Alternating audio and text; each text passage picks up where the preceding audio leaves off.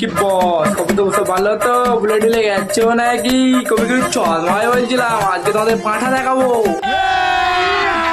अभी मजा आएगा ना भिड़ो। চলো আমি একলা 1000 জনের উপরে ভারী। আসলা ছাটের বল নিজের জামা কাপড়ের ওজন নিতে পারে না আবার বলছে যে 1000 জনের উপর ভারী। আর আমি পুরো ঝড় তুলে দেবো।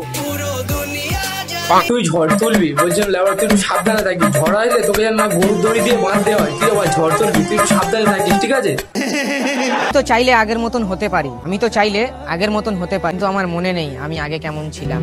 ছাটের বল তুই আগে ছিলিস কচি পাঁটা এখন হয়েছিস বুড়ো পাঁটা আর পরে হবি বুড়ো পাঁটা। বলেন কি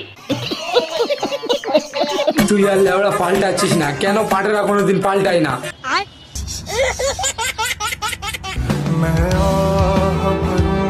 এমনিতে তুই লেবড়া ছাবড়ি আর তোর চুলটা হচ্ছে শনপাবড়ি ছাবড়ি আর শনপাবড়ি মিলে গেছে ঠিক আছে।